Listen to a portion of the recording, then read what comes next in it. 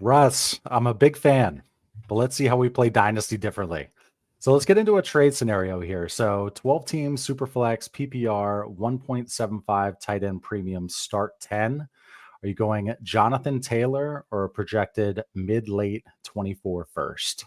I have to say first, I love that beginning. You like that? Yes, every trade question should start with all of that because, like, I literally get tagged in this or that, and it's only last names. And it's just No context, nothing. I don't even like if you like. I always tell people there's never enough information. Give me everything you physically can, but like a little bit. So like I love this. It gives you like exactly everything you need to put into context. Here's my thing. Man, Zach Moss just put up 40 points when Gardner Minshew was starting. If anything, that will literally make sure Jonathan Taylor does not get paid by the Colts. Yeah. And if you're competing, which chances are you thought you were, at least if you had Jonathan Taylor, I will say my answer to this question depends on the league you are in. If you're in an active league and you can convince people that this is a mid first, it's not the worst trade. It's not good. You will not feel good getting a first for Jonathan Taylor. He might not play until he is required. What is it, like 6 games to get the year towards free agency? Yep.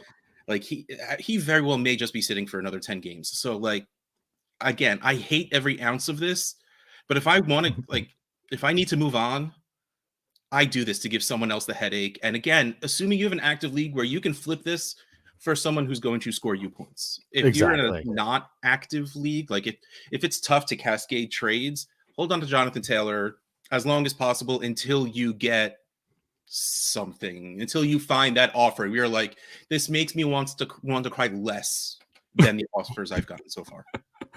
That's true. Let's move to this one. So this one's slightly shallower. So it's a 12 team Superflex PPR 1.5, so slightly smaller tight end premium, start 9. Sam Laporta and a 24 third, or Evan Ingram and a 25 first. First of all, add the one more flex. Come on, make it 10. Right. No, play whatever makes you happy, except for 2 tight ends. Never play 2 tight ends. I love this. This is actually something I specifically talked about on one of the 16 shows I do, and I can't remember which one. Legitimately, it was Laporta for like Evans and a first, because I love Laporta. Laporta was. This is always tough to say. It's like J.K. Dobbins was my favorite running back in that class. Oh, I loved him coming out. I knew Jonathan Taylor was more talented. I knew DeAndre Swift was more explosive, but Dobbins was my favorite. Laporta was my favorite tight end coming in. I know Kincaid was going to be drafted earlier, both in the NFL and in rookie drafts, and I was cool with that. Let someone else spend a first when I can, wait 6 picks and go get Laporta. And he's doing really, like, of course, in that offense, although the Lions have a way of ruining good tight ends, but like in that offense, he's doing well. Yep. Evan Ingram ain't no slouch, especially in an offense. Yeah, he's a tight end 4 or something like that, like 3 or 4 sneaky style, but he's a tight end. And with a 1.5 premium, even, I got to be honest, I'm taking the first. Like, I really love Laporta. I like Evan Ingram. He's okay, but it seems like he will consistently decide. Figuring out who the wide receiver to in that offense week to week is going to be a pain in the ass, but it seems like Ridley's going to get his targets and Ingram is going to get his targets. Yeah. The other guys are just, you got to figure it out, or just don't get either, because it's but I give you first. Give that's silly at this point. Like, they should have, if anything, those 2 players should be even in value. You should not be paying a first on top of Ingram. I like it. Russ, let's get a baseline on you, man. It's funny because normally you're the one asking your guests these sorts of questions. I didn't use yours verbatim from Trade Addicts, but how many Dynasty leagues do you play in, Russ? 25-ish. It goes up and down depending on if someone, I'm good friends with a lot of people that run leagues, and it happens that people bail on leagues in the middle of the season. So I end up being a placeholder for a couple of leagues every once in a while. So like, I'm in 25-ish. I run 16, I think. Oof. So like the numbers never getting that low because I'm not getting rid of my leagues. And it's funny. Like at this point, I'm at the point where I only join leagues if it's the people matter more than anything else. Sure. And then just people I like keep asking me, and it's hard for me to say no because I like those people and the people in the league. So like, all right, fine. Do you So play any Dynasty best ball? I have 3. I love Right. it because I hate setting lineups. Yeah. Well, I'm It's terrible tough. at it more than hating it. I set my lineups on Wednesday. I check them for the inactives on Thursday, which I missed Ayuk last week. Me too. On 2 teams. I blame my kid, but yeah, go ahead. Oh, I blame my horrible attention span. And then I lost in one of my undefeated teams because I left Ayuk in. And then I'll check them Sunday morning around inactive time, and we'll never remember to check them for the 4 o'clock games. Like, Yep. so it's not even that I hate setting lineups. I don't really hate setting lineups. I'm A, bad at it, and B, bad at checking up on it as the week goes by.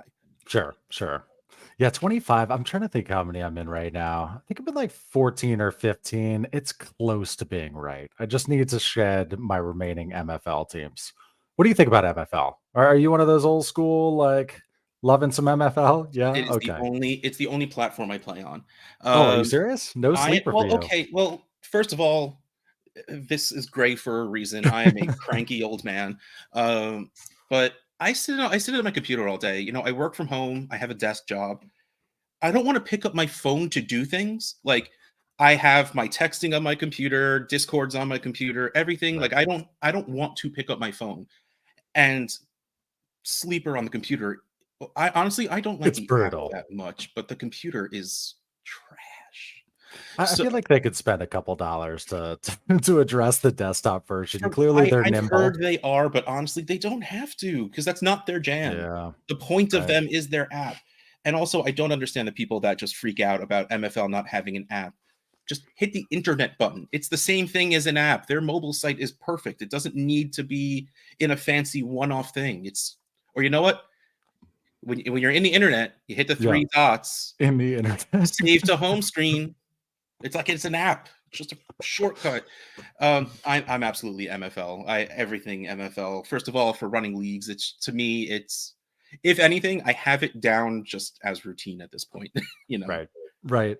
So, Russ, you have your Trade Addicts League formats, and I believe yes. there's one that has yeah, like return yard, little One that does return yard not action, have one that does return yard. not. Okay. Yes. The very So, first one did not have it, and then everyone.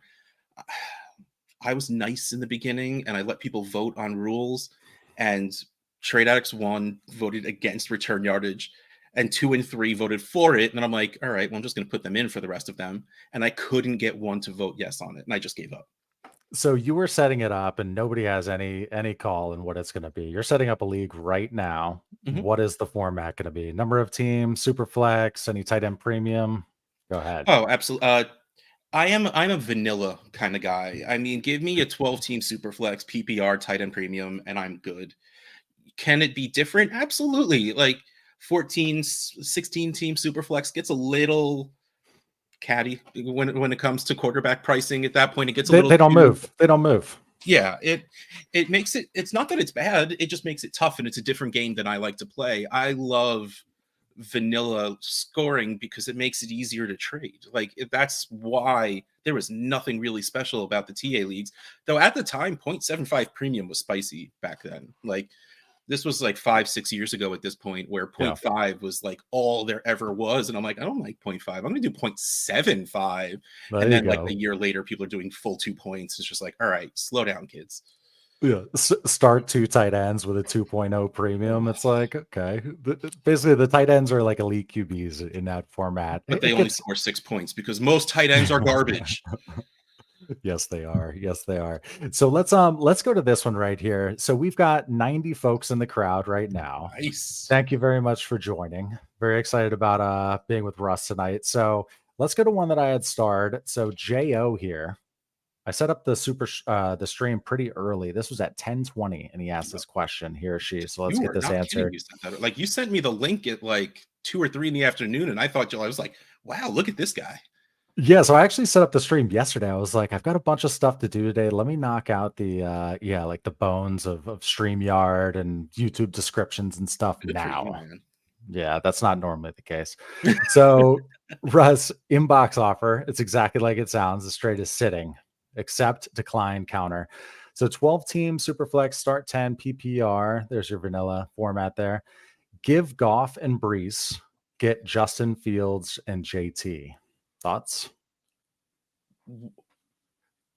Why would you give yourself a headache? Okay, so if you don't want to score points this year, sure, get Fields and JT. The problem is one of them is a running back and is going to lose value by the end of the season anyway.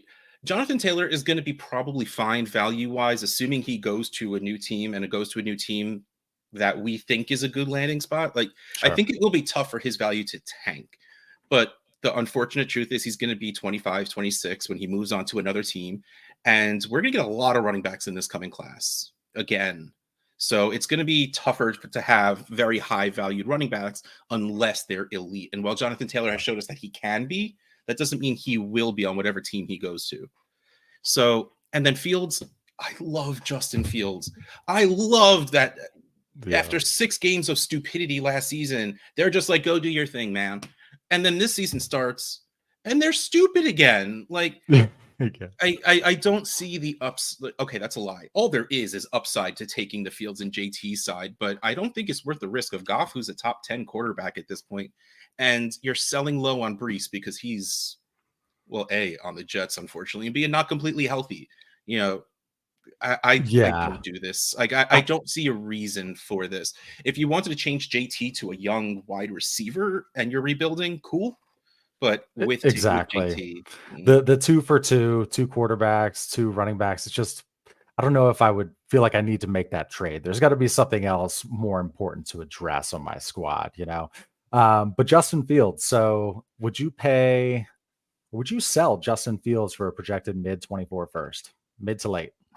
Just a can't single first. Can't can't. do it yet.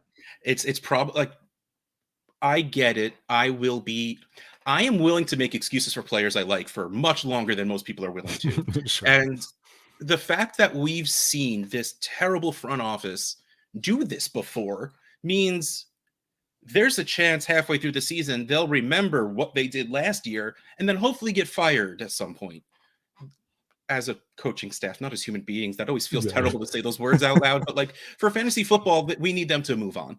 So like the upside for Fields is still there, and that's just selling way too low from a dude. If you did your startup, you drafted in the first round. So I agree. I can't sell him for a single first. But so what do you think is what's the doomsday scenario for this year? He ends up, being horrible. He's not let out of his cage. What does the doomsday scenario look like? And what is like a reasonable conservative projection as to what his career could look like? Well, the problem with the kind of player Justin Fields is, I mean, right now he's averaging 16. Okay, trade addict scoring. We do a point for I know it's point one for 25 yards. Okay. Most leagues do. We do point two, so we get a little extra yardage scoring. So he's averaging 16.4 points per game, and like it's not there was no large and no small game. They're all in the mid teens. Like that to me is his floor because he does run a little bit, and that's bad. He's QB 21. That's not good. You know, so like that's pretty much what his floor is. But the problem is in the NFL, the way he's playing means he's not going to be starting because man, they might be Yeah. going for Caleb at this point. And no matter how much as in front office you like Justin Fields, if you can get Caleb Williams, you get Caleb Williams. So I his floor unfortunately is Trey Lance Yeah. Is not even starting next will year. crush my soul, but that's his Yeah. floor. But like honestly, at this point, it would take way too much to get him back to like him and Trevor Lawrence were at to me the bottom of the second tier of quarterbacks. For a lot of people, maybe the top of the third tier. You have your like Studley three of Mahomes, Allen, and Hurts, Herbert and then you have and that chunk Hurts. of Herbert, Burrow, Lamar, and Fields and Lawrence were that 7, 8, 9 area of quarterbacks. I think they're both falling at this point. Lawrence, Matt looked like everything was going to be fine week 1, week 2, and week 3 have not been kind. But like, I think it would take a lot for Fields to get back up into the first round of startups. Like, he would have to crush the end of this year and then go into next year crushing again for people to feel confident again, because this was a hard burn. What's going on right now? Like, even for people like me who were like, yes, let's go. Of course, he's not going to run 36 times a game. You don't want your quarterback running 36 times a game, kind of like after Lamar's rookie year. But like, 4 times a game, please.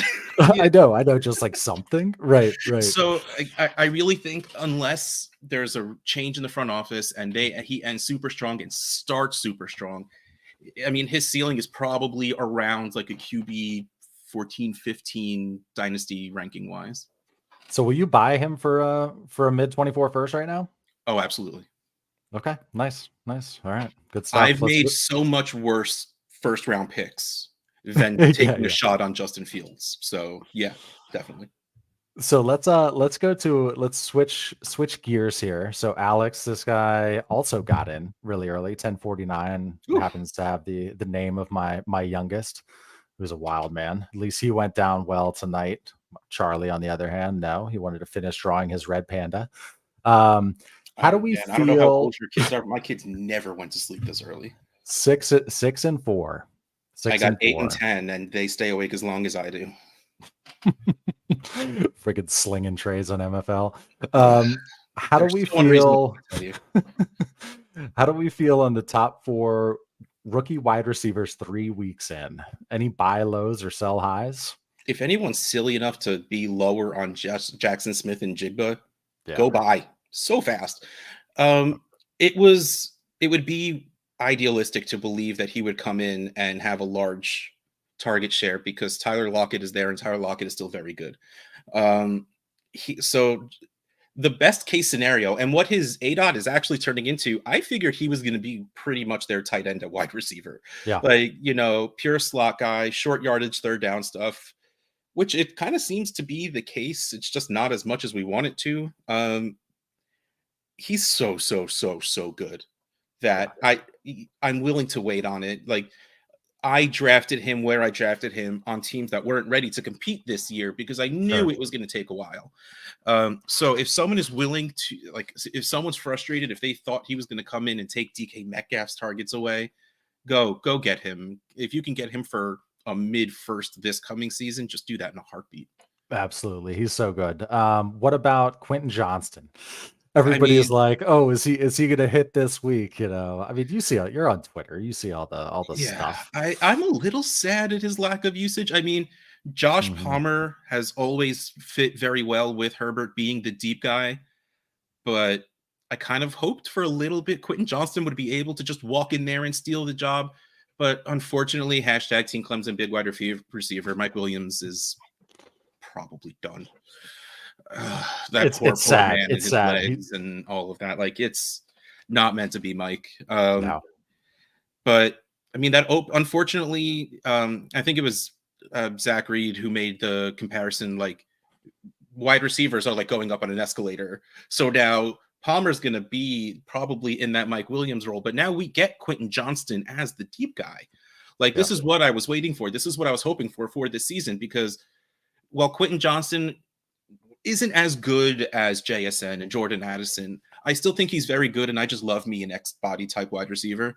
And I think he's good enough that with time in that offense, he can become what we wanted Mike Williams to be.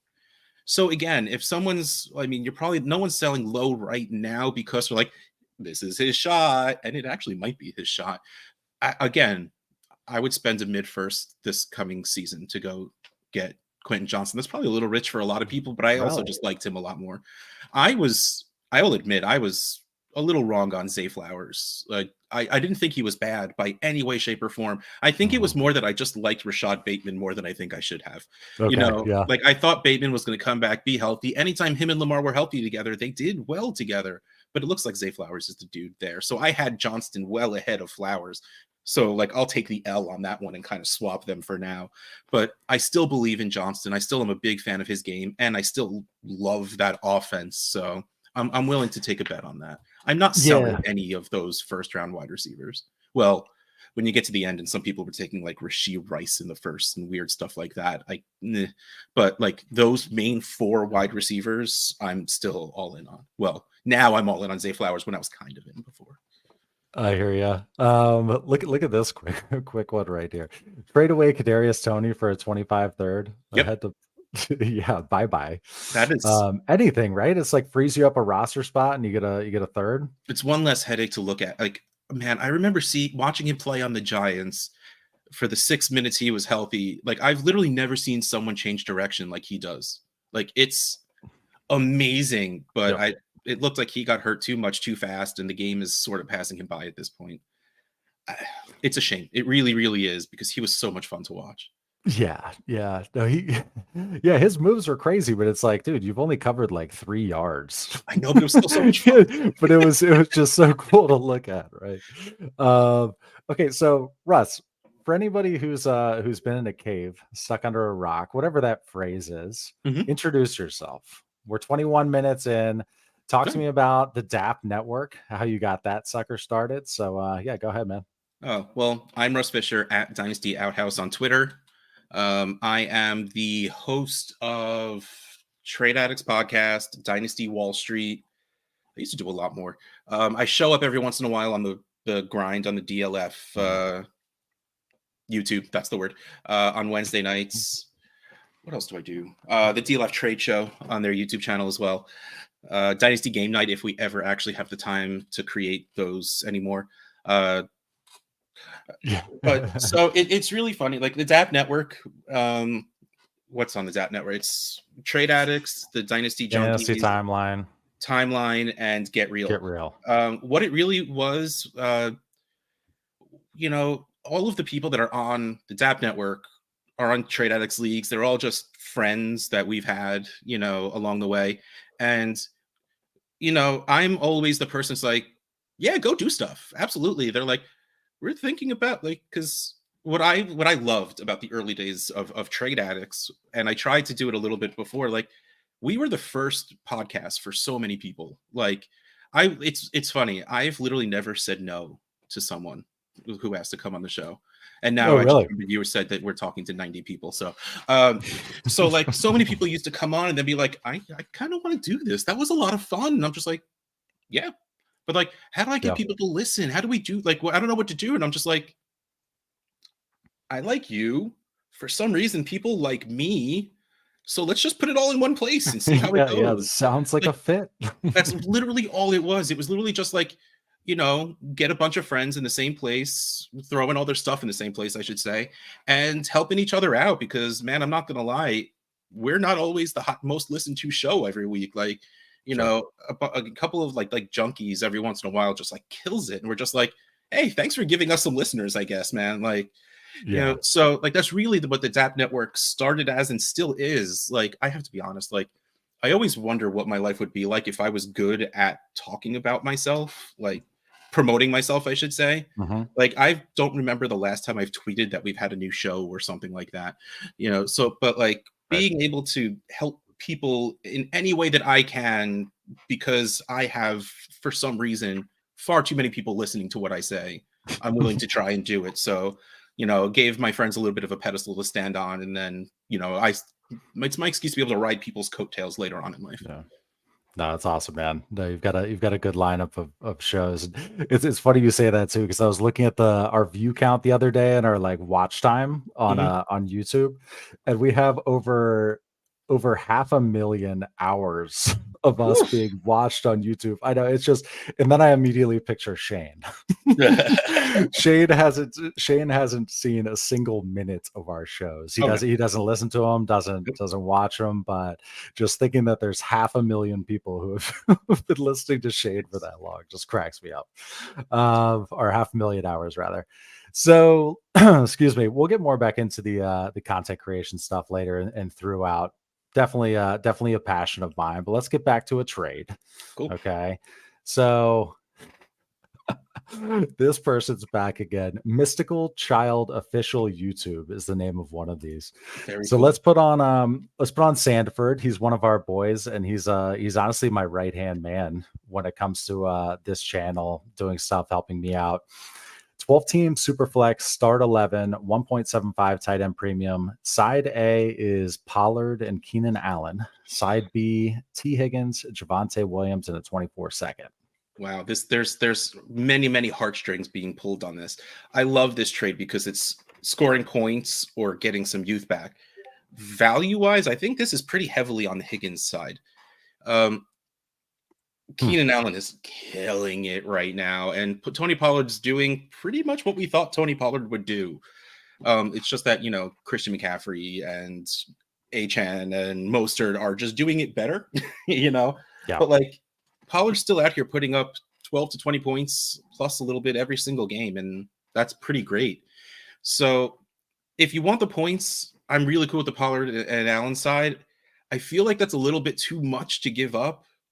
Like, do you think Javonte is anything? Do you have some belief in him still? Like that's a significant piece on that side for you? Yeah, a little bit. Not like, Yeah. I've never been the biggest into Javonte. Like, I believe that he's talented. I also believe that that's a team that doesn't want a workhorse back. And especially after the injury, most of this, like, I am still floored that he's playing right now. But there's also no way he's at full capacity. There's no way he's full speed, full cut, and all of that. So, like, I feel like this is selling low on him, and that's kind of my problem. Plus, I'm pretty high on that guy. So, honestly, like, you behind you, yeah. Higgins in the second for those two should get it done. Like, adding Javonte feels like too much. Plus, I feel like you might be sad later in the season when Javonte does start picking it up. And man, I'll still say cross my fingers that offense starts clicking. So Achane, how does he say it? You said it properly. What is it? Devon Achane. Achane. Okay. He came out with a chain that says we have to say it Achane. And then said we have to say it Achane. Yeah. Devon Achane. That broke my brain.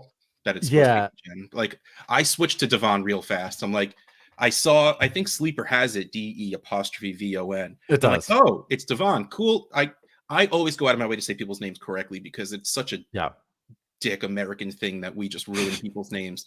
But like ACHAINE, sorry, that's Achane, man. Like, that's going to take me time. Like, I still call the Rams St. Louis. That's going to take me some time to get it right in my brain. Like, that makes too much sense to be pronounced Achane. I'm going to work on it, but I'm going to screw it up a bunch. But yeah, the first part of last night's stream, I bet we were talking, Scott, Shane, and myself beforehand, and I was like, "Here, look at this trade, Achane, such and." He was like, "It's a chance," and I like kind of just like slurred it on purpose when I initially said I was like a chon. And then I listened back, I was like, I should have leaned to try difficult names. Yeah, right. So what I was going to ask is, Achane, we're going to call him Achane or Zay Flowers. Let's see how you feel about running backs. Oh, I am wide receiver over running back. Absolutely 100%. And this one here, I think it's Zay Flowers is absolutely set up to be a very strong wide receiver too for a very long time. I want to believe that Achane can walk in, assume at some point this season, just beat out Mostert, or I don't want it to happen, but let's face it, Mostert gets hurt a lot, like, and have sustained success in, like, this is what we wanted. We wanted a fast running back to land in Miami, a really, really fast running back landed in Miami. Spot. Like, so I drafted him a lot at the end of the first, but right now I still take Zay Flowers because I prefer the strong wide receiver versus the upside running back. When it comes down to, if again, in 2-3 weeks, I can regret this decision and I'm fine with that. I will always pay a wait and see tax, especially on running backs. So right now I will say Zay Flowers, but it's closer than it was 2 weeks ago for sure. So we got a couple interesting comments from, it was the first trade from last night. We got some yeah, I guess some folks who didn't agree with our take on it, but where are you at on this one? Assume just a vanilla league like we were talking about, 12 teams start 10. Mhm. A Chain and a 25 first or Brees and a 25 second. Got some. They added to Brees for that. Like, okay, so here's the thing: you have running backs because you want them to score points. Mhm. Brees isn't really scoring points. It looks like it's just going to be Miami to the moon, like Miami against the world, and they're not going to slow down once they destroy the world. He's not going to score 4 touchdowns every week, but he might be what we want Brees Hall to be. But the value is still Brees Hall to me right now, and I could again, all you can do is if you're thinking about a trade is about thinking how it is in front of you right now. Mhm. Like you can't ask someone to pay the price for HN of what he will be in 3 weeks if everything goes right. That's not how the world works. Yeah. So right now, all I can say is the value is still Brees because I still think Brees is getting healthy. Fingers crossed they do something at quarterback that isn't Zach Wilson, and that offense gets decent. I'm not even saying good. A decent offense is good enough for Brees Hall to Just do that very can well. move the ball. Yeah. Yeah. Yeah. Okay. You're kind of on that side. All right. Yeah. It's just the running back position. It's almost like, all right, what are you doing for me this week? Yeah, Otherwise, I don't exactly. care Like about you, your name, anything. I can't hate on someone who A gets a first and gets the dude who's scoring more points. Like I can't hate Yeah. on that. I don't think I could personally do it. Yeah, and again, it comes down to it as always, the league economy. Yeah. How busy anytime a pick is involved, how active is the league? Yep. Are you going to be forced to sit and pick, or does that have a lot of juice? Like I'm in a couple leagues where picks are so highly coveted, so I don't have picks in that league because I got overpaid for them. Yep. Yeah, all comes out of league economy, no matter what we're saying up here. So here's a tear down. Indy has no luck ass. 12 team superflex start 10. CJ Stroud for Bryce Young and a first. Let's call it a projected mid 24 first.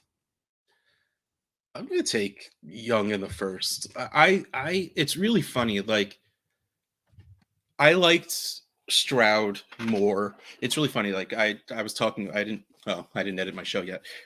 Heavy quotes on edit. I didn't put the intro and outro on my show yet.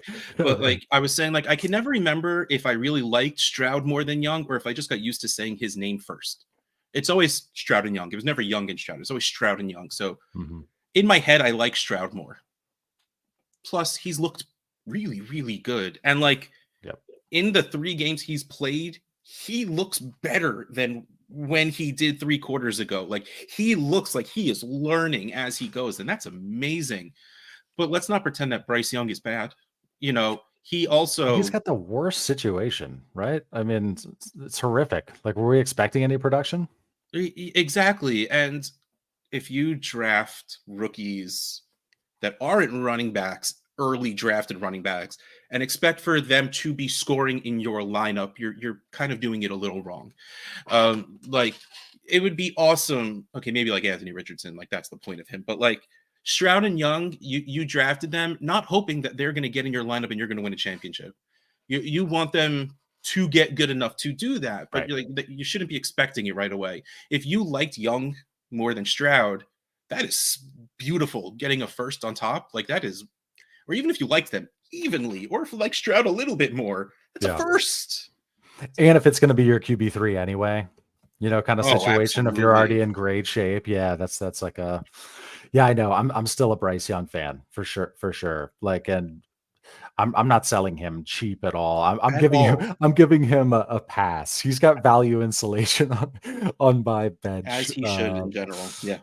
Yeah. So okay, let's move on to another trade. I'm going to ask you something different here. So, um, Ivan Torres traded Tyreek for JSN, Brees, 24 first, Sky Moore, and 4 thirds.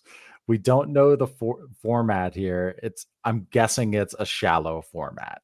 Okay, just based on this trade. Four Okay, thirds. let's Why? let's say it's like a 10 team start 10 super flex.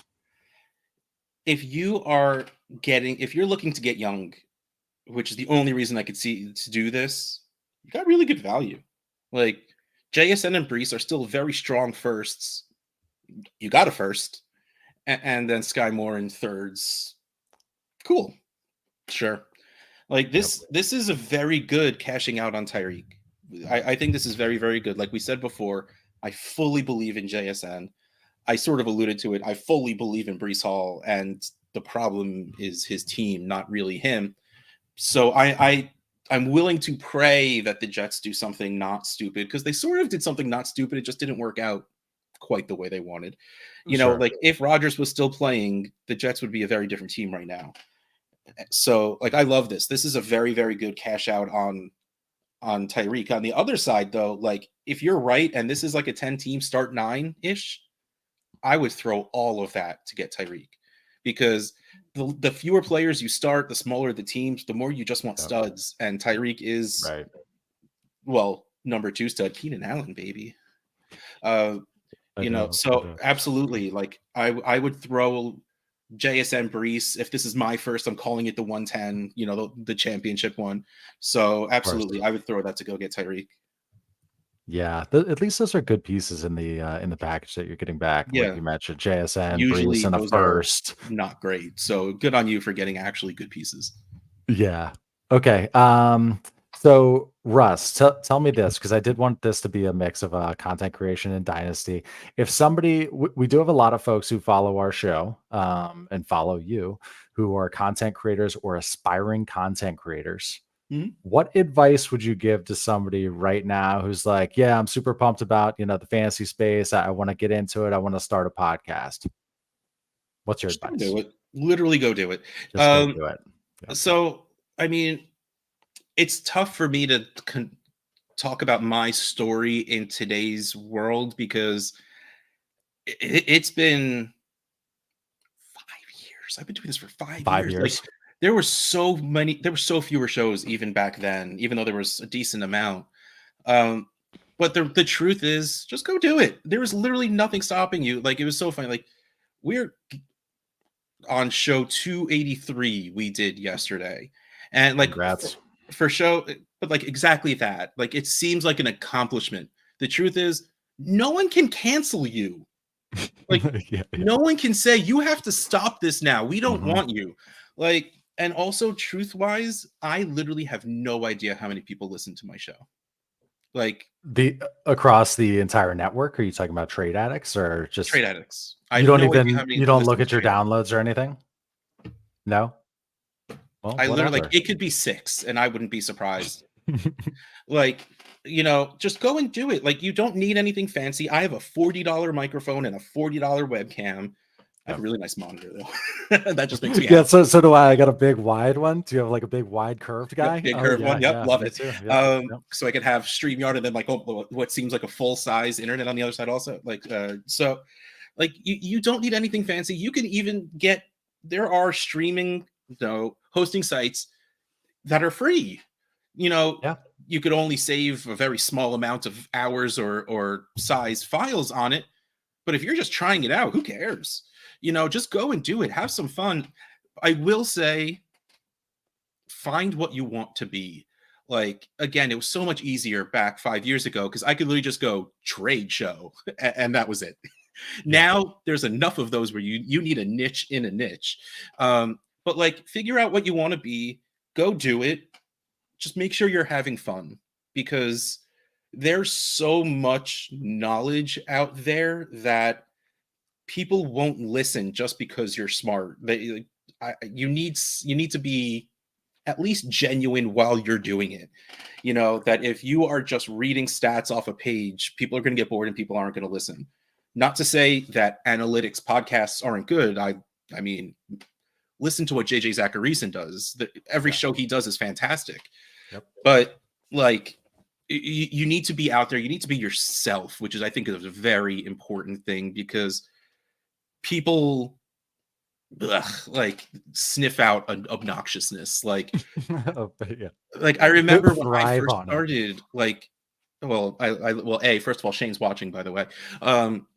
Shane was actually the reason I almost didn't podcast. But I'll get to that in a second.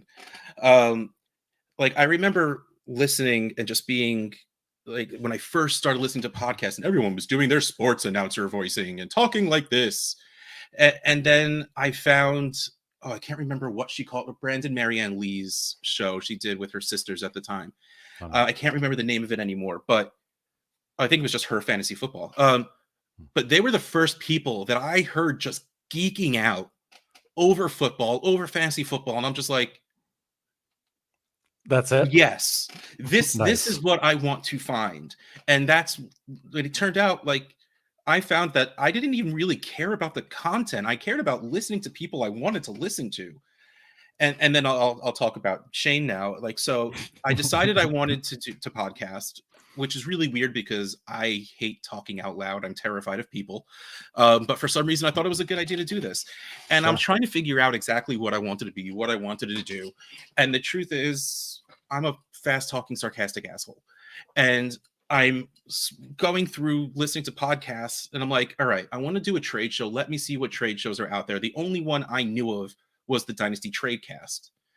And it was good. It was great because it was the only thing there was talking about trades at the time, short of DTC, but they were already like, but it's just like, this isn't like, I want to do something different enough. So I'm going, and then I find Dynasty Trades HQ and I'm like, crap, this is really good. Oh my God. What I think I might be shamed. So I think, oh, should I not do this since I'm already out here? And then I just did it anyway. And of course, I geekily tried to force myself to be friends with Shane and it worked. And, you know, we thankfully coexist and don't make the world implode that there's two very similar people like this close to each other. And Shane says that Russ gives excellent hugs. Russ does give excellent hugs. I got 2 Russ hugs at the expo. Yeah, lots of fantasy folks like hugging. JJ Zacharysen's a hugger. Like, yeah, lots of huggers in this community here. Well, it's funny. The first expo I went to, I told my boss I was going. I had to take a Friday and a Monday off because I'm going away. And she's like, oh, where are you guys going? Like thinking like we were going away as a family. Like, oh, no, it's just me. And she's like, where are you going? And I stopped and I'm just like, yeah, what are you going to call it? Yeah. I'm going to meet, I'm going to Ohio to meet a bunch of strange men I met on the internet. That's fantastic. That's good. Also, and how'd that go over? 4 or 5 years ago, there wasn't as many women as there are now. So it really just was a bunch of strange men. But like the truth is, like I talk to people now and they're like, I don't know, I like the expo sounds like so much fun, but like, you know, so many people have social anxiety and I really do also. So do I. But it's like you get there and you are scared. Like if you do have that kind of anxiety, it hits fast because there's a lot of people. But then like 30 seconds goes by and you're just like, these are my people. It's just, yeah, exactly. People just I've never spoken to before are talking about this thing that I geek the hell out over. And like, I like just like meld into the giant mesh glob of fantasy football nerds out there. And it's just, it's wonderful. And it's just so great. And the best part of all of it is, especially me, because I am always insanely open about me, especially because like I don't have the brain power or energy to keep up like falsities of myself. Like I can't be a character because I would never remember what I'm supposed to do.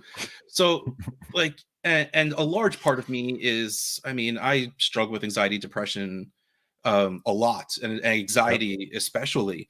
So, and I've always talked about it. So like I'll be in a large group of people at the expo and like I'll be talking to 2 or 3 people, but all of a sudden it turns into like 6 or 7. And someone will every single time put their hand on my shoulder and be like, you good, man? Like, oh, really? Do you want to take a step? Like, or like also I go with Zach Reed every year and Zach is absolutely not a people person. So like, and thankfully Zach's a few inches taller than I am. So I could always just like look up, I find Zach and I just run away and hold on to him. And like, he's my home base. I like recharge, you know, away from the crowds and just talking with Zach or 1 or 2 other people. So like, it's really funny. Like no matter what kind of person you are, as long as you're not a dick, I guess, you know, the expo is absolutely that place where you are just among your own. And like, for me who doesn't have that in my vicinity. Well, that's a lie. I'm lazy. I could drive 50 minutes and go hug Shane whenever I feel like, but life is really way too busy. But like, you get there and it's just, you want to show your appreciation for all these people. And the best way I know to do that is A, buy them food. And I don't have that much money to buy everybody food, or B, just like engulf them in my arms. And so that's what Just it turns into. embrace. Yep. All right, we'll get more on that kind of stuff for sure. It's funny, like going into this, I was like, this stream with Ross is going to be so loose. We're just going to be talking. I know that's how it's going to go. Sean, say this last name, Russ. Chevrolet. Chevrolet. Sean Chevrolet. Thank you for the question. So this is an inbox trade. 12-team Superflex, start 10. Burrow and Chase or Hurts and Waddle. Wow. Whatever. That'll make it pucker up down there. I gotta be That'll wake honest. the league up. Like, this is really probably someone being afraid of the Bengals offense right now. Though I am a little, not long term, but short term worried that Waddle hasn't cleared protocol yet. Like, it's been a while. So he might be missing another week, but again, that's not why you make this kind of trade. I honestly, whichever side I have, and this is offered to me, I just reject it. Like, this is just keeping what you have. Same position, same tier twice. Maybe Chase is a tier above Waddle, but not enough to make me do this. This is anxiety in a trade offer. Like, there's no reason for this, unless, again, like I always say that, and I want to just was being stacked or something, with Waddle on that side. If there's a reason you want to do this, more power to you, whichever side you want. This is fair. But me personally, I don't do those things because I don't like doing trades where clearly there's probably going to be a loser. And I feel like when things are that even, someone's going to be unhappy eventually. So who's a player right now that you can't quit? And let's not say it's somebody that, you should quit. Okay, let's just leave it how I said it the first time. Okay. Who's a player that you can't quit? And it's reasonable to assume that he could actually be something and he's not, gone dead in the trash for years now. Well, I will never drop Paris Campbell from my teams. I've just always been a fan of that guy. I don't care what happens to him. He will be on all my teams all the time. Calvin Ridley, I never gave up on. I held him. You've always been a big Ridley fan. Mental health break and the suspension, like, that's my dude. Like, if you go to dynastytradecalculator.com and use the calculator, when you put in Calvin Ridley, it still says Outhouse's man's on it. I didn't have them change it when he got suspended. I left it as Ridley. I mean, other than that, there's not too many people that are out there. Like, I have my guys. I love Waddle. I love Higgins. I have Devonta Smith on almost every single team. I love what Tua is doing because I've always been a big Tua guy, but I don't really have the, like, because there's, my problem is, like, I wanted David Bell to be a thing, and not just like I gave up on that one. Like, I've realized that one's not happening, but like when it's something like Paris Campbell, who whenever he's been healthy and on the field, he's shown that he can do it. Unfortunately, he is a Giant now, and whatever the Giants are doing right now is not playing football. So that's a little rough, but I just dropped my last AJ Green share. Does that count?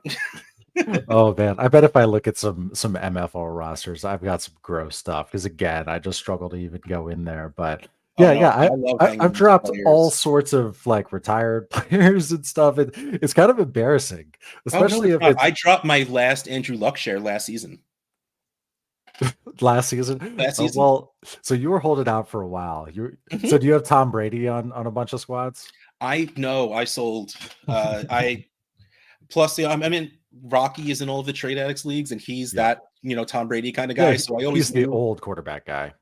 It's the cheap producing quarterback guy, and that's what Brady was, just because he was old. So like, it was all right. Let me get Brady because I know I could move him to Rocky. So that's what, like, I didn't have any by the time he retired, but if I did, he would absolutely still be on my rosters right now. I feel like what we should do. So somebody put in the comments or something. We should see Russ's inbox trades or something. And I was wondering Oh, that too. for the DLF YouTube show, we used to have a in Russ's inbox. The problem Oh, was we record that on Wednesday and we do trade addicts on Tuesday. And we want as many trades for the show on Tuesday that I didn't want to leave anything sitting for Wednesday. So we stopped doing it because I can never get, the timing to have a good trade sitting in my sure. inbox. I had an it's really fun. I did have an interesting one. Oh, hold on. I have two emails. Let's see if we can actually get lucky. Yeah, I can Nope. pull up some as well. Oh no, Oh, like he was like I had an interesting trade 2 weeks ago. Someone offered me Kyle Pitts for Sam Laporta and Baker Mayfield. And this was after week 1. And I rejected it because I again really like Laporta. I'm rebuilding you in this kept league. Laporta there. That takes some. So it was Kyle Pitts for. I'm sorry. What was it? It was Laporta Laporta and and Baker Baker for Mayfield. Pitts. Yeah. Okay. And I rejected it Yeah. because I believe in Laporta, believe in what he's doing, and believe that he can keep doing that. And while I don't necessarily want points, that's what taxi squads are for. At least, assuming your legal lets you, cheat like that, which mine do. So like that, I sat on that for a while, and I think we did actually end up talking about that on the trade show. And I couldn't do it. Like I believe in Pitts, and the thing about Pitts is, let's say he does absolutely nothing for the rest of his rookie contract, which is another 2 years. He'll be 24. He's so young. He's There's so going young. to be tight ends coming out in that draft class who will be older than him. But we know what Kyle Pitts is. We know how athletic he is. He had 1,000-yard season his rookie year. It's just Arthur Smith exists for some reason in the NFL. So I want Kyle Pitts on my teams, just not at that price at that time. And then it's really funny because after week 2, I think it was Jared Wackerly put out a poll. Yeah, I voted on that too. Yeah, it was Pitts Them Laporta, and straight it was up, and it was 50-50. practically 50-50 by the Yeah. end. And if you were to run it now, I can guarantee you that Laporta would win. And Well, where are you it's at really on fun. that? Do you have Laporta over Pitts now? You're on the clock in a startup, and you're clicking one of them. You still clicking Pitts? I'm clicking neither. I, Right, trading back. yeah, like if it's between those two, I'll take a wide receiver. But especially now with Laporta, who's probably going to get drafted higher than I would want to spend on him. But like, if Pitts finds a decent offense, he doesn't even need a good offense, because 2 years ago Atlanta wasn't good, but he still put up 1,000 yards. If he just scored like 2-3 more touchdowns, he would be tight end 1. And well, that would have fallen quickly because Atlanta still turned terrible. But I still firmly believe in Pitts. I'm fine waiting because we don't expect a 24-year-old tight end to produce anyway. It's just that value got a little out of hand early on. It did. That we are getting too low on him, which, don't get me wrong, I try to take advantage of, but the people who have Pitts by now paid that price for Pitts, so they don't want to let him go too cheap. So here's a question from Alex in all caps. It's almost like, did he change his screen name? I'm thinking about myself too much there. It's like, did he all caps Alex so that I pick him? Alex. You gotta yell it. That's what it's there for. So here's someone who is worth a lot and costs a lot. There's no question about it. In a 12-team start 10 Superflex PPR, what's the most you guys would trade for Jefferson?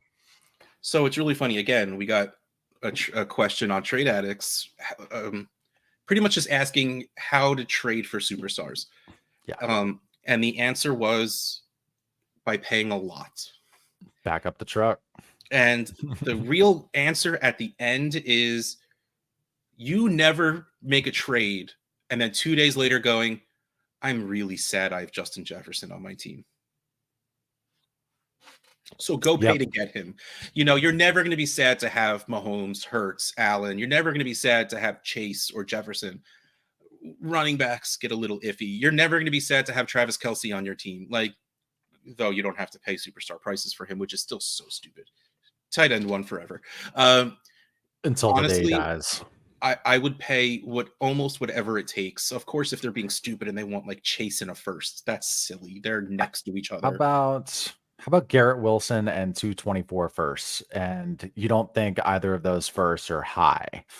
No, let's do that. Let's do Garrett Wilson, a projected what could be an early 24 first and a late 24 first. So Wilson and 2 firsts. That's rough.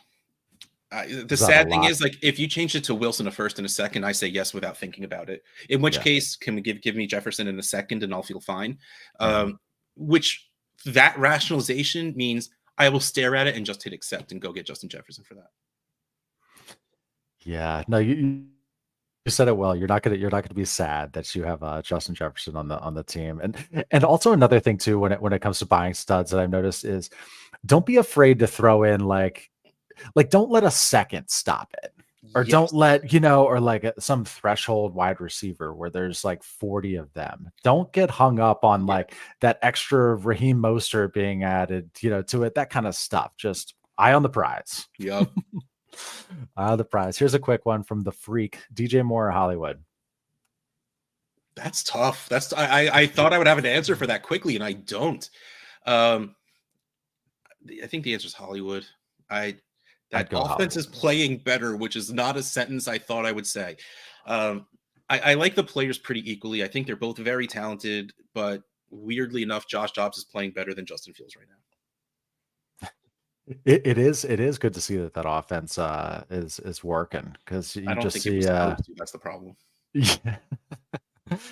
They're failing at sucking. Yeah, Uh, they're crashing on crashing. It's not going well.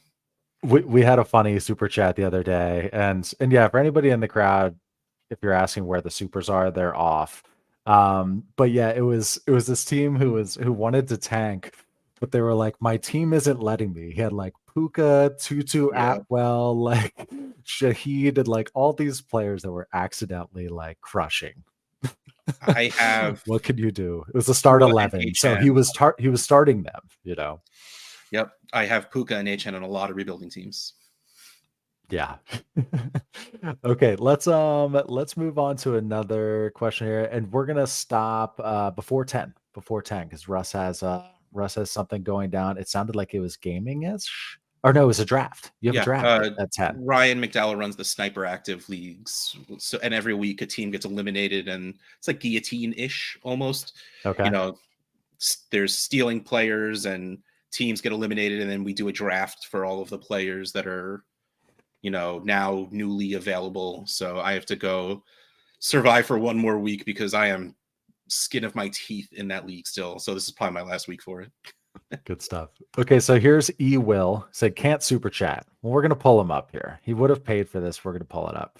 Dynasty 12 team, super flex, PPR, no tight end premium, giving Mostert and a 24 fourth for Chubb and Dotson. Thoughts? Yeah, I sure. mean, it's Mostert for Dotson, Yep.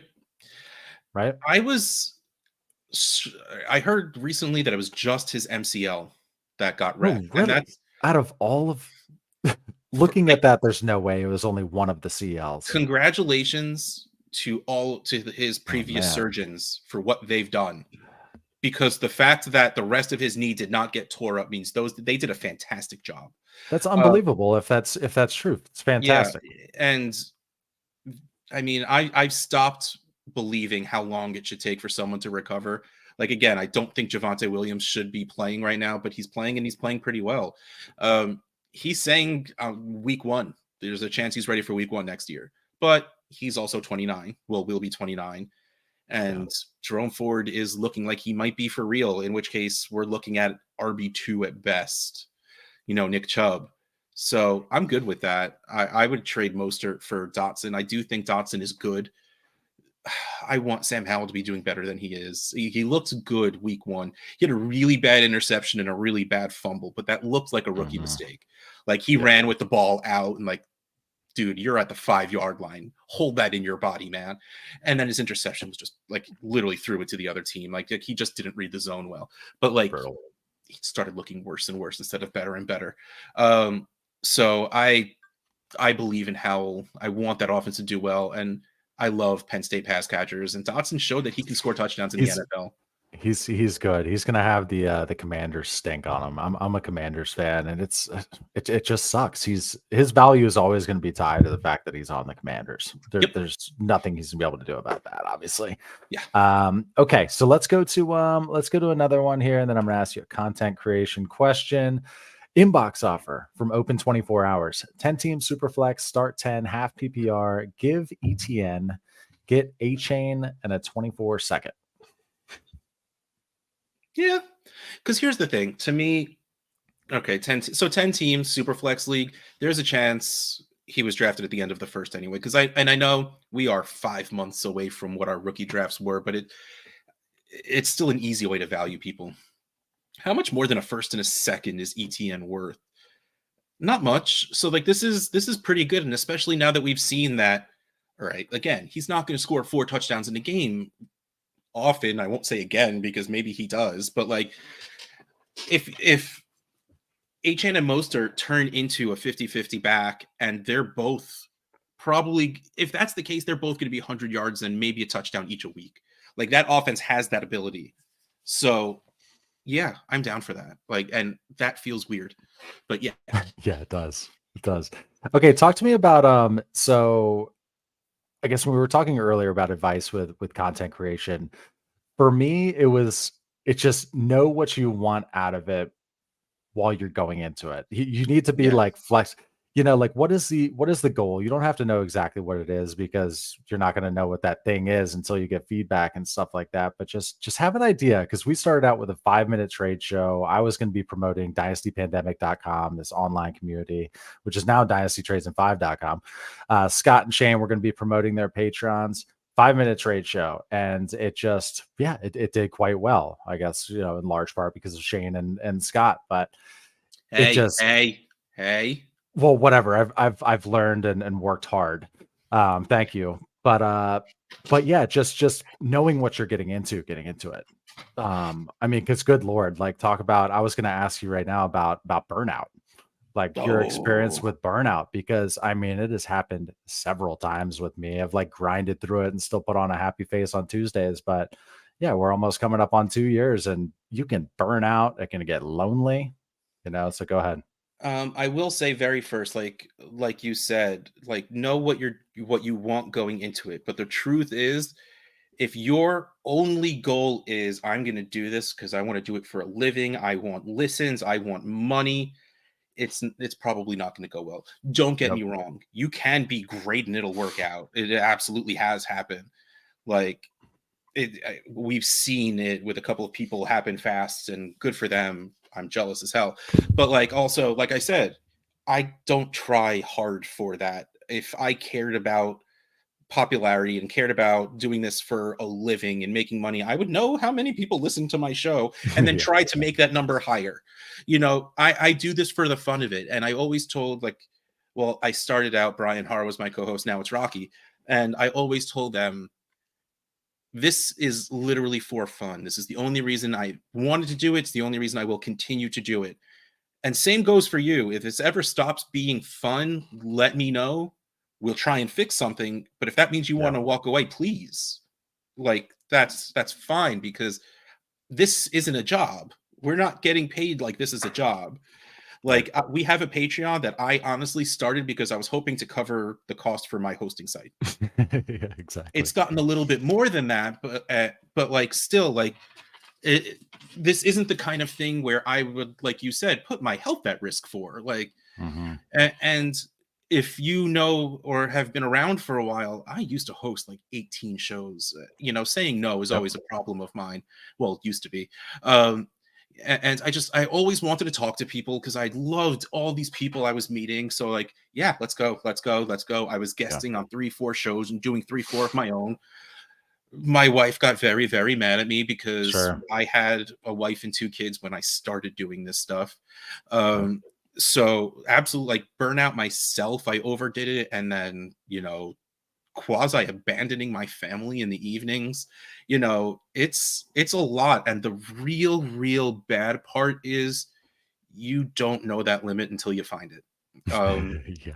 It's the same thing with joining leagues. You're like, yeah, I can handle 25 leagues. I can't handle 25 leagues.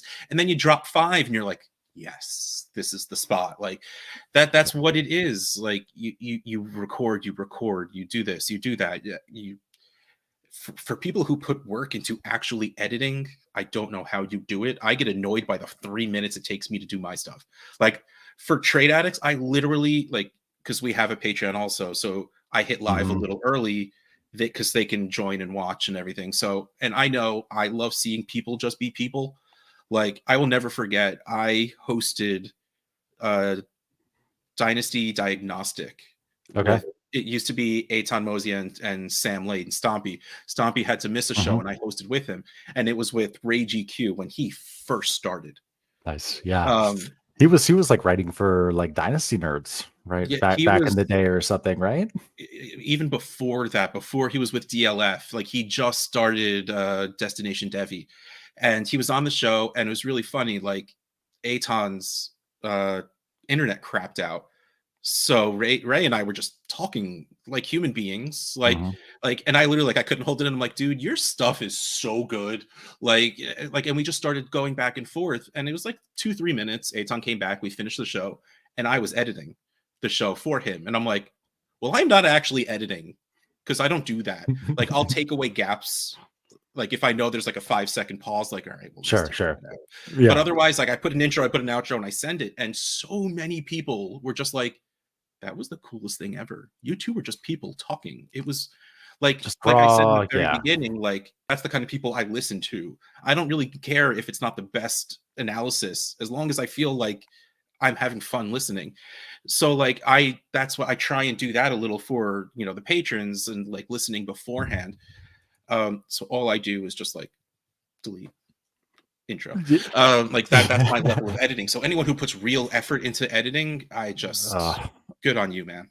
And I don't do videos, I used to put in so much time on editing, and if anybody here is getting started with YouTube or is in the thick of it, you're spending a ton of time editing, find an editor, because I used to go through on well, we used to record a ton of freaking shows. It was almost daily, but I would go through there and I'm eliminating like all of these little pauses, and I'm trying to make it sound perfect because I'm an audience retention whore.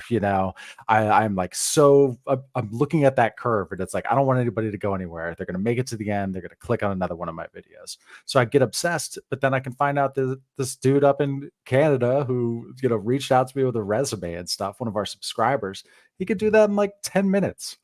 Like the eliminating of the pauses and stuff for a 25-minute video. So free up what is sucking your time if you want to grow a channel, like editing. But also forever. If you do edit your own stuff, again, I can't speak to video because I've never done it, but like audio, I used to go through and delete the ums. Like I can tell you what Brian Hart's 100% looks like in Soundwave. Don't. That's all I can say. Like, it's not worth the time. It's not worth the effort. And especially like someone like me, like I said, I am very much myself and I am not a professional human being. I also lose words every once in a while. I have to like grasp at words. That makes me who I am. And again, as long as it's not like an uncomfortable silence of me just being like, which is usually like, you'll hear me say words, because I'm just not trying not to make it silent. Like, you need to be a human being like that's part of what makes people connect with you. So sounding robotish, it's like speaking perfectly, isn't good to me. Like, again, if you're doing a one-man show, you don't want every third word, so take a couple out. But like if it's you and at least one other person, especially if it's a bunch of people going through and looking like, that's just awful, and it doesn't do as much good as you think it does. No. I mean, we say, what was my crutch? I feel like I'm getting better at it, but I would have a crutch word or I would repeat. So I'd say, how about like, just doing that, and Shane's got the ums and all. And I would be getting rid of all of that stuff. And it's taken me 5 hours to edit a it is not video. Worth it. No, it's not. So let's go to another trade here and watch time. Is Russ, 5 minutes? Is that enough? Does that give you time to decompress for your draft? All right, rock on. Okay, so let's see here. Where was it? I just had it. Puka for Aaron Jones and a 24-second. 12-team Superflex, start 10, half PPR contending team. Yeah, that's fine. Well, wait until Aaron Jones is playing. I assume he's coming back because I think This week he's in, right? Isn't yeah, that settled? should. Hopefully. Like I believe he suited up. Like I remember reading something like him and Christian Watson were standing on the field pregame, like dressed, and then we're just like, nah. So like I believe they're going to play this week. If he is, then yeah, because let's face it, you're cashing out on Puka for a first. Like it's the smart dynasty move. Of course, it helps to be in 20 something leagues and have like 10 shares of him to be able to cash out on a few, but still have a bunch. But man, Aaron Jones is a running back you want when he's playing, and to get There's a lot of fantasy and points. he's not worth a first quite. So getting the second on top makes you feel good about the price. I would sell Puka for this if I'm a competing team for sure. Yeah, no, sounds good. So Especially here, PPR, yeah, for sure. so we're gonna do a quick StreamYard giveaway tool, and this is just gonna be if your name is drawn, you're just going to you're gonna throw out a player name, and Russ is gonna talk about said player. So in the chat, put in hashtag Russ, hashtag RUSS, all lowercase, and then I'll draw it here in a couple minutes, and yeah, Russ will talk about the player, and yeah, I'll add on a little special something after we decide that. Okay, so let me put this down again, hashtag Russ, until yeah, we got 7 entries in there. We'll keep it going. Nice. Okay, let me pick another one here, Russ. Zulu Zaddy. That gets my attention right there, right? It's like when you go to a liquor store and it's a cool label on a wine bottle.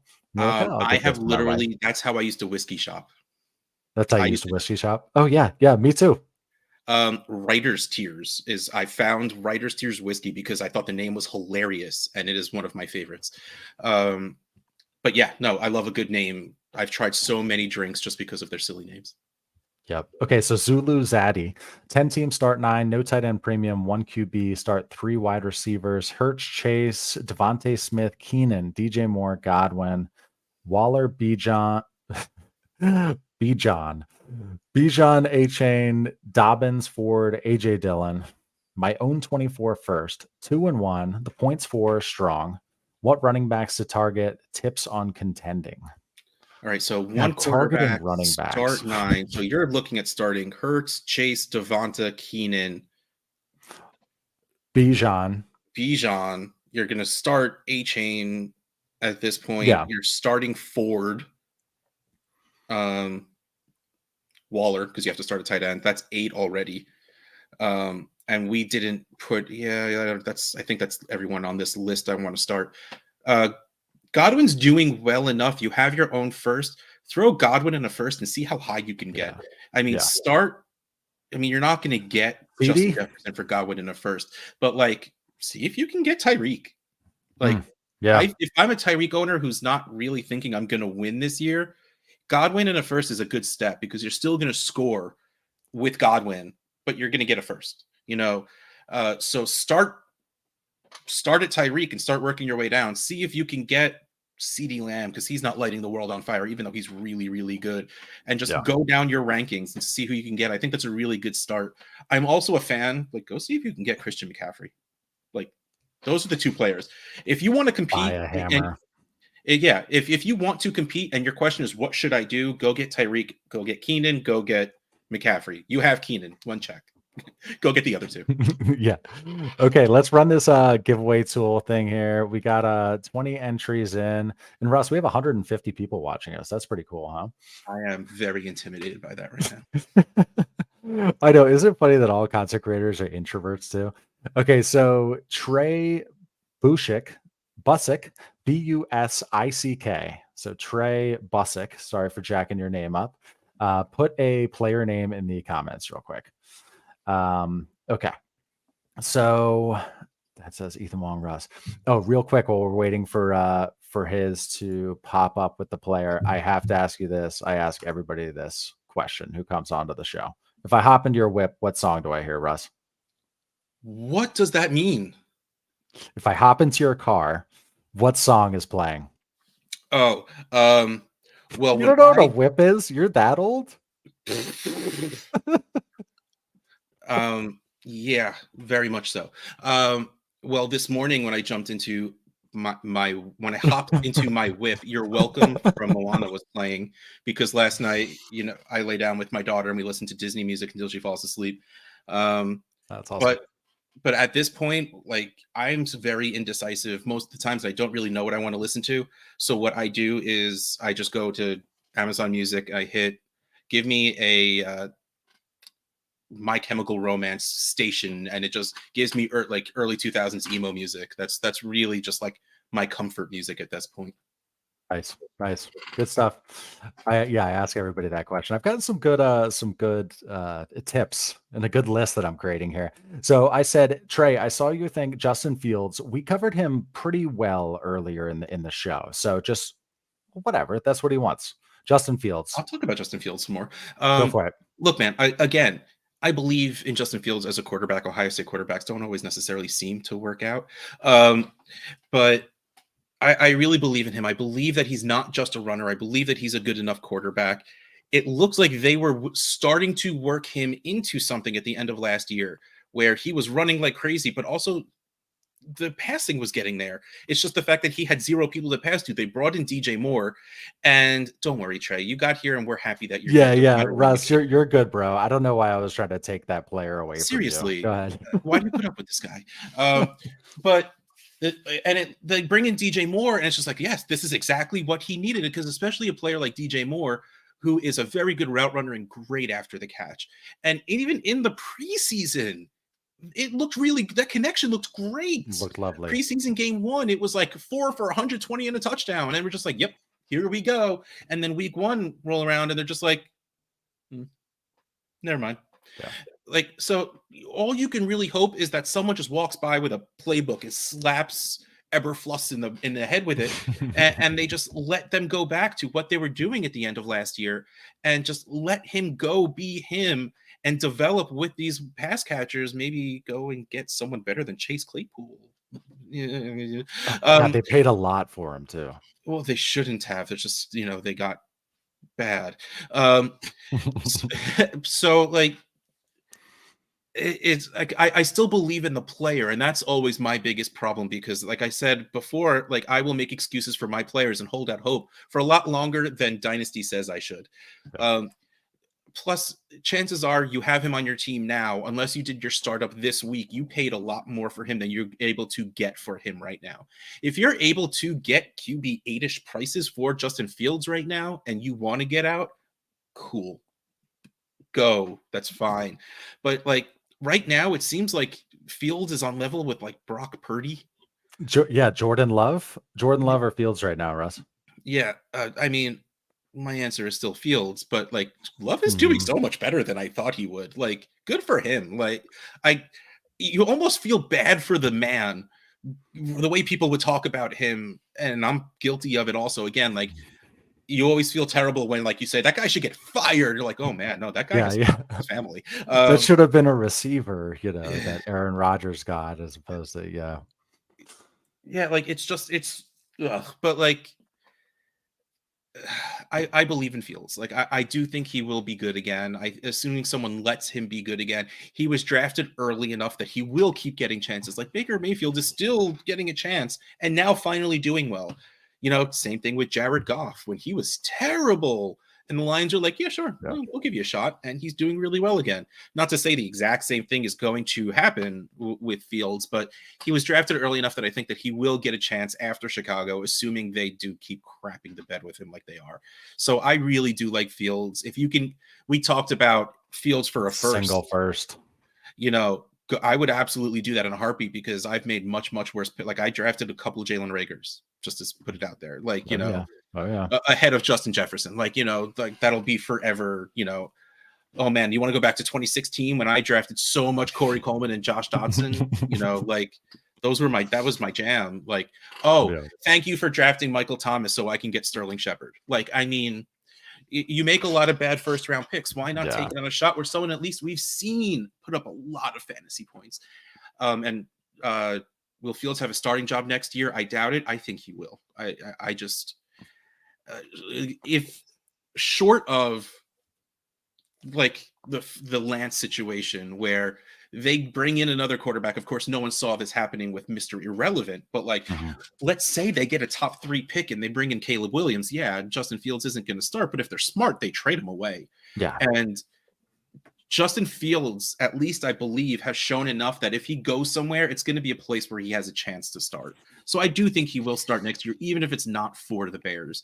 And between Fields and Dak, I'm going to take Fields because they're scoring similarly, and Fields is younger and just has more athleticism at this point. So I'm really just Dak is fine. He's not doing great right now, but he'll be fine for the season. But I think I just take Fields because if they're going to score the same, I'd rather take the dude that could just randomly run for 200 yards a game. Exactly. Okay, so I'm going to do my my quick plug for us, but I want to end it on the high note. So we have a Patreon. You can see below me. You can see that QR code. You can bust out your phone if you're watching this on desktop like a weirdo. No. Join our Patreon, www.patreon.com/allgas. We have our own tier now. Isn't this cool, Russ? We have our own Patreon now. Private Discord, live AMAs. You do the morning drive with Scott and Shane. Saturday night, it's an extra hour mannequin chill, basically. Saturday night, 9 to 10. They're on there, voice chatting on the stages. Awesome group, very busy. Check it out. And then, roster reviews. Go to dynastytradesand5.com/roster review. They are going to be getting very busy in terms of the volume just because it's week 4. People are like, should I stay or should I go? So hit us up there. Yeah. So just go to dynastytradesand5.com and peruse, and you'll find all the above. But Russ, most importantly, plug yourself. Mention fantasycares.org as well. I've got that over on the right-hand side. Yeah, I was going to say that's the only thing I really plug. Like, I don't care about following me on Twitter. I don't talk about fantasy football much on Twitter. Like, usually I tweet about Disney stuff and stupid things my kids do and say. But if you want to listen to Trade Addicts, cool. I appreciate it. But fantasycares.org is really what it's all about right now. If you don't know, Fantasy Cares it started pretty much with Scott Fishbowl and all of that stuff. What we do, we try and preach that we play a silly game that we put money into. Why not take some of that silly money and help with it? Take one buy-in of the 12 most likely that you're playing and just donate to charity. It's cool if it's us, just somewhere, some charity to make the world a little bit of a better place. But Fantasy Cares, our biggest thing is Toys for Tots. We have an ever-growing roster of people throughout the world at this point that go and do some shopping, and then we donate the toys so kids whose parents Santa can't afford to bring them presents, so they can have some presents for the holidays. And like, we hear a lot of stories of people in this space that got presents because of Toys for Tots, and that's amazing, dude. It's just it's silly money for a silly game, so doing good with it just makes so much sense. And again, we would love for it to be to Fantasy Cares, which you can go right there to donate, fantasycares.org. But even if it's not, just find something that you care about, something that makes a difference in your world, and just donate some money for it because people need it. And this is a game. That's true. And it should be for fun more than anything else. So, and also every Tuesday afternoon during the season, I do a live stream on the Fantasy Cares YouTube where we do like an SFB 13 wrap, look at the leaderboard check, talk about all the scoring and stuff like that. But we also do a bunch of giveaways. Oh, there you go. Yeah, it's the signed jersey. What is that, Tyreek? That's Tua. That's right. Every week right now, like every week on the show, we give away a small something. It's been Funko Pops for the past few days, but like in the live stream, we'll just, we'll give it away while people are watching. But we also have at donorbox.org/goodness giveaway. I'm going to throw it in the chat. Yeah, type it in there. Go here and donate every $5. Because we're an official charity, contests are very, very convoluted. For every $5, you get 100 entries. And once you hit $25, the amount doubles. So every week, we are giving away a new signed jersey or something, because I have a couple of mini helmets and footballs also, so I don't want to just say jerseys. We did Daniel Jones and DeAndre Swift so far.